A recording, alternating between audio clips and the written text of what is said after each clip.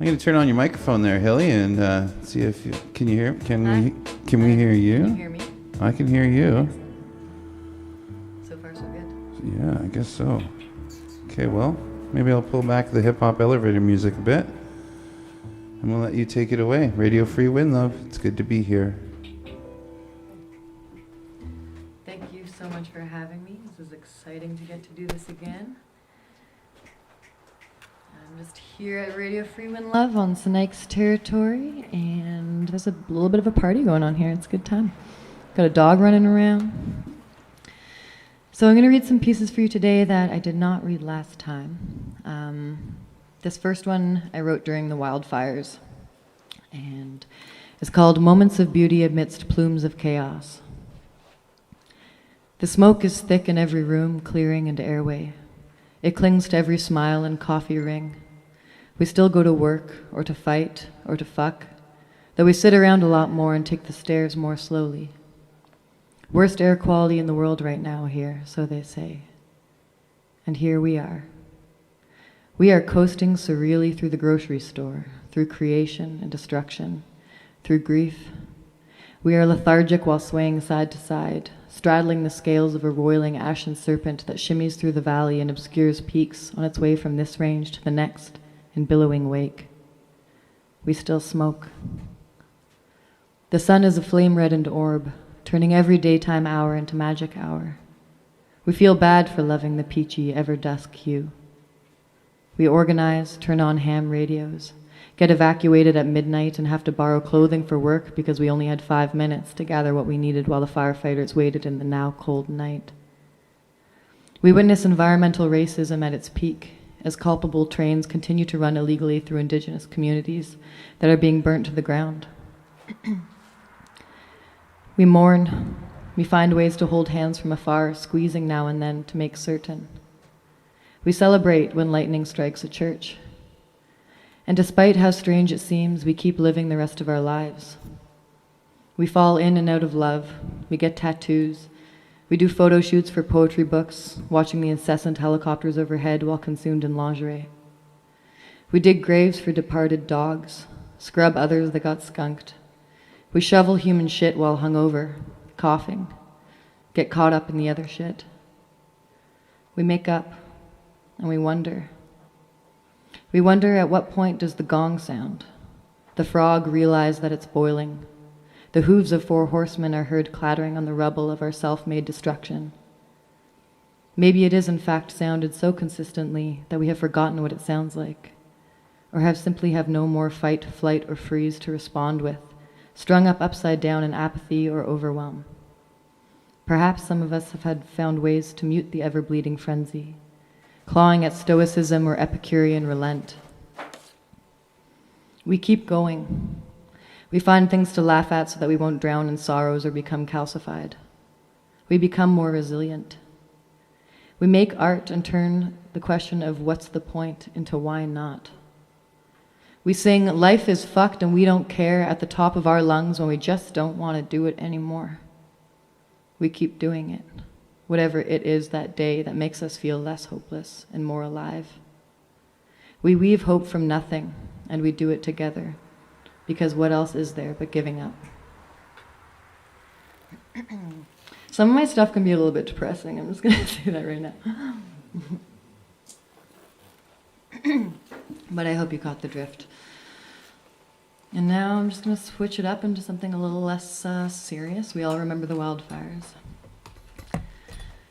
This one is untitled as of yet. I'm still kind of working on it.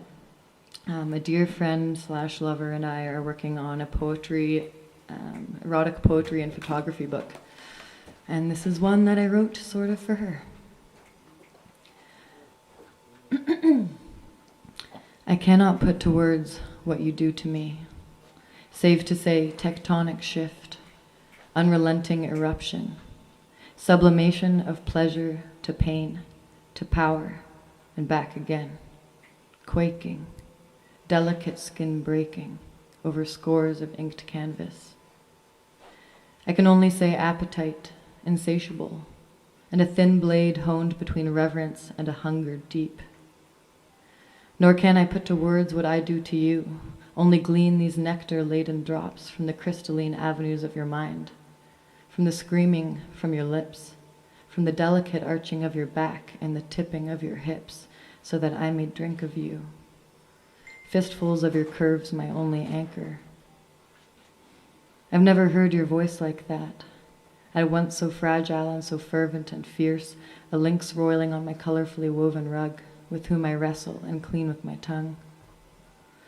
And when you put my hand over your lips, a violin cleaved in two and sent to smolder, I thought it was a near shame to smother such squealing delight. But I did it for you anyhow, and played my part, all the while admiring the shifting shades of your eyes in the light. I no longer try to put words to something older than language, and something that already has a tongue of its own.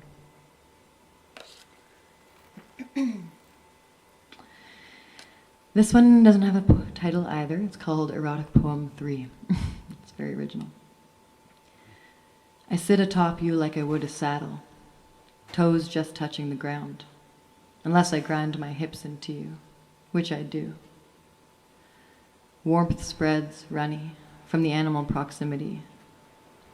Your hand is high on my throat, my jaw blooming from its grip.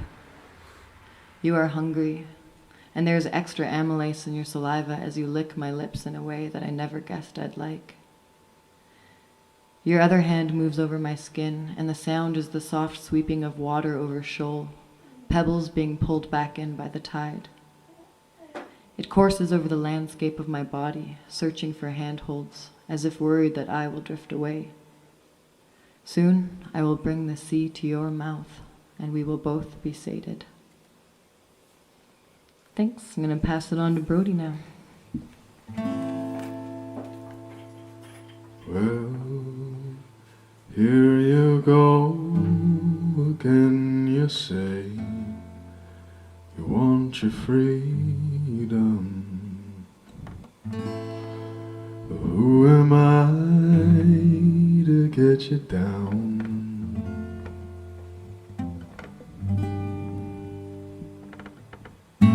It's only right that you should play the way you feel it.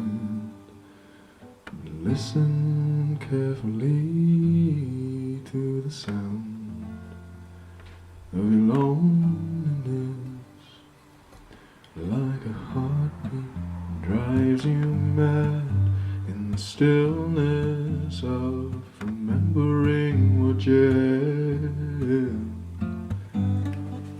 what you lost. Thunder only happens when it's raining. Players only love you when they're playing. Women, they will come, they will go. When the rain washes you clean, you'll know. You will know.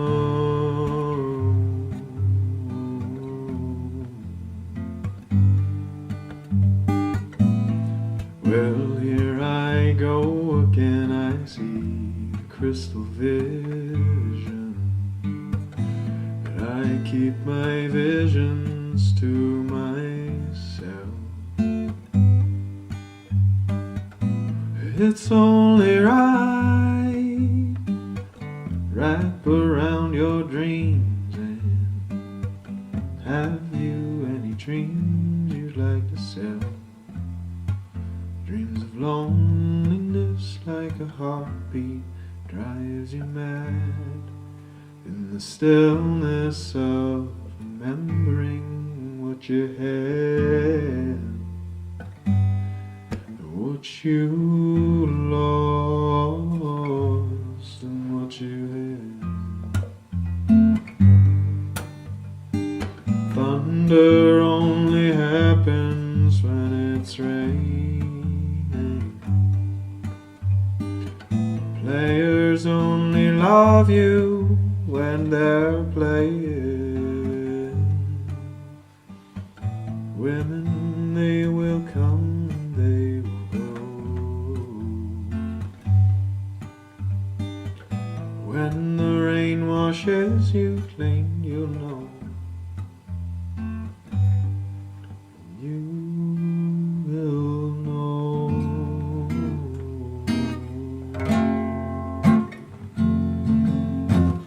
Anthony works in the grocery store, saving his pennies for someday. Mother Leona left a note on the door. She said, "Sonny, move out to the country.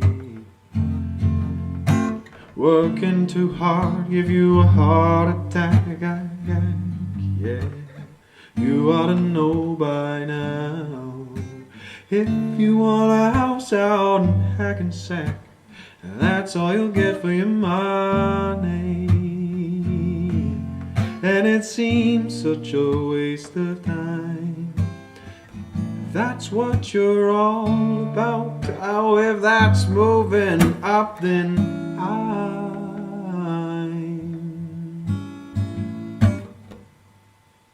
moving out.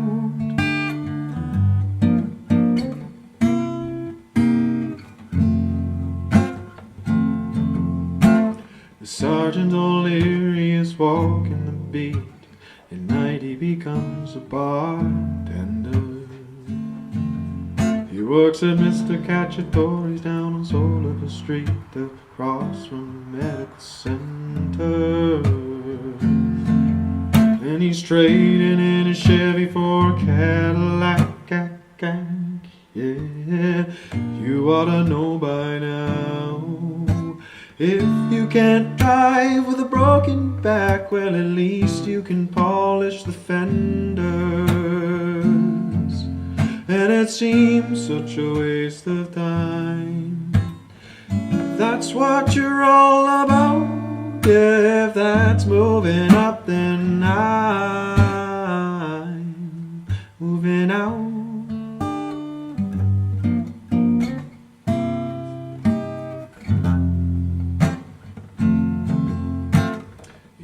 Never argue with a crazy mind. You should never argue with a crazy mind. You should never argue with a crazy mind. You can pay Uncle Sam with the overtime. That's all you'll get for your money, yeah. Oh, it seems such a waste of time. If that's what you're all about, and yeah, if that's moving up, that's moving up, that's moving up, then I'm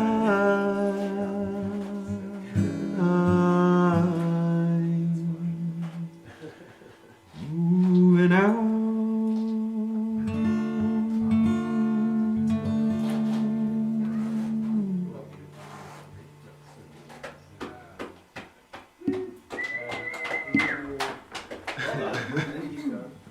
Thank you. Whoa, Brody just showed up. He came here to look at the garage. Seriously. Our live act, Mitch, if you're out there listening, we wish you were here, but, come next week or come, rebook, please. Yeah, because we're looking forward to that as well. But, wow, Brody, that was awesome. I'm going to jump Hillary back into the mix here. Actually, we have a little switch up here. It's going to be Hilary and Brody. All right, let's hear it. Radio Free Winlove. I hired him for free. Okay, this one is another sad one, but I know a lot of people are going through a hard time right now, and art is a really beautiful way to feel that, so I hope you can feel into it if that's what you feel like. The early hours are for grief. For a t-shirt groped for in the dark and filled with snot. For childish letters that we will put in the wood stove and send to ash. For childish, contorted faces full of hot tears. For words to choke and stagger from breath and be received only by pillows.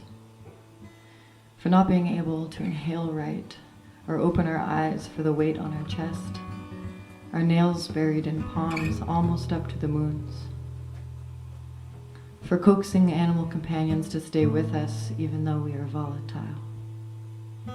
It is when the pain of our past and those who came before us in bloodline climb atop that of the present, take us by the shoulders and push us down, slamming us into the dirt, past our healthy routines and best intentions, barely missing the altar, and do it over and over again while we wish we weren't alone and that someone could just tell it all to stop, that it's too early, that we've already mourned, that we haven't had a chance to shed off sleep in the curious ways it teaches us.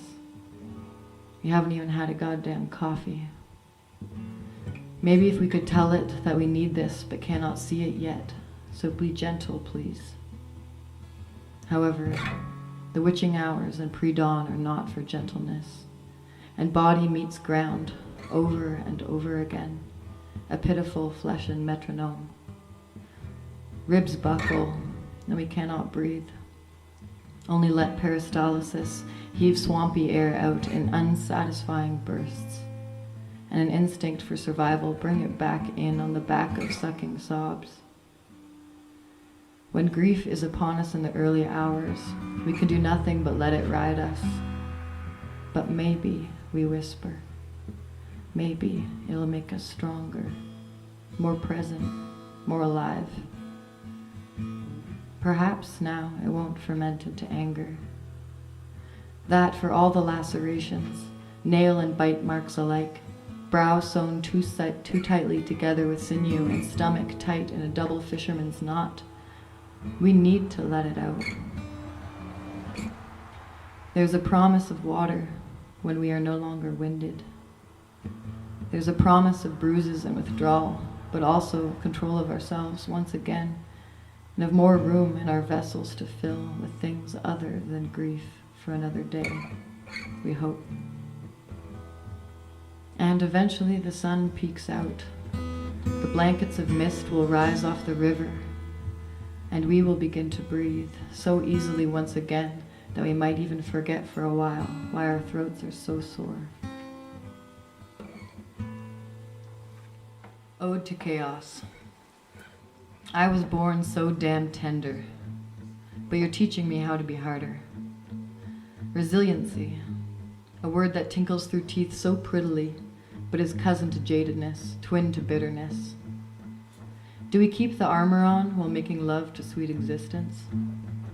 Where is the safe space for anger? What does it look and sound like? Is it heavily wooded, far further than earshot, so you can scream in peace over the river, frozen voice lashing the wind? And what does it taste and smell like? Is it a pillow in your mouth that whiffs of hair and muted lovemaking, perhaps with a fistful of your hair pulled taut? Is it simply muted by the allure of a spliff, or in the nook of a friend's shoulder, rivulets of mucus and saliva in their hair? They say anger is fermented grief. Is it at least halfway down the bottle of Jameson's that hot toddied its way down your gullet to a symphony of anger hand gestures? Is it ink on a page? Is it fire in the streets coursing fierce and hot over relics of slavish capitalism? Is it righteous? Where can anger live and be accepted? I believe that safe spaces occur and can be fostered. But ultimately, I recognize chaos and her omnipotence, which swirls with a myriad of emotions, including those deemed unsightly and exiled to the shadow. We never know what will come up, come out, come at us. Is there such a thing as safe? And how can it be safe from everything all at once? I do not hedge my bets on a modern idea of security, no. In a way, I worship chaos. I bend and bow in her rampant and yet relenting cycles of irony, intervention, and poetic justice, hoping not to break under it all. I try to welcome her, the archetype of change. I try to relish the sweet stillness when temperance allows for respite in the irregular eyes of the storm. For chaos is a merciless and necessary tyrant, and she never comes in the same costume. She doesn't care about our notions of elitism, fiscal wealth, or planning. Her path is blind. Her strike is liquid, not needing to discern where she goes or why. For her, there is no why, only why not. She takes my breath away. In preparing for the unexpected, I pray and repent for the times I couldn't protect or support myself or others in the churning, and try to ready for what is to come. It keeps me sane. And in knowing we will seldom ever really be safe, I sleep better for having nodded acknowledgement to her and the fertile and inevitable disaster she brings on her heels. I set a place for her in my life, so she will not have to hastily and clumsily make one for herself. When I look at the white edifice of the tower being consumed in flames borne on lightning, scattered by waves and other forces of nature, I trust that it is something vital and imperative in order to begin again. Or at least I try. This is a reflection of the world acting on us as individuals. We build tall towers to hide in, to try to avoid the sensory experience, the ebb and flow of natural cycles as seen in the Wheel of Fortune. In death, there is a promise of life, but the tower and chaos make no such imminent and transformative promises of regrowth. We are each responsible for our own survival, and in turn, what happens to our collective. It was easier to love people as a whole before I knew of the utter breadth of different ways in which we torture one another for power, for the petty grotesquerie of greed. We are so broken, and we cannot mend as a whole until we all admit it, until we burn it all down and leave no seeds to sow of the same. We panic, make cosmetic repairs to the crumbling structures and oppressive structural blueprints, putting putty in cracks with avid fingers to try to fix what is inherently gone. Callous foundations built with sugar-spiked concrete. How I wish to transmute this anger, a weaver at work, and wear it like armor, sip it as tea, to work with it, build a shelter of it, to stay in the warm lap at the eye of the storm, sleeping lightly, taking turns keeping watch. I want to learn to read the signs on the winds, to rematch my circadian rhythms to those of the days, nights, and seasons. And I think I forgot to copy and paste the last part of this poem. But that's chaos, right? So maybe that's fine. And maybe a fitting end to this in Mercury retrograde. I'm just going to go ahead and shut down my computer right now. Thank you for playing along, Brody. That was lovely. Thank you so much, Radio Winlove, for having me. And thank you, everybody, for listening. And I hope you enjoy the rest of the music this evening. Thanks, Hillary. Thank you, Hillary. That was fabulous. Wonderful. We'll have you back here anytime. I will keep pestering you in your inbox.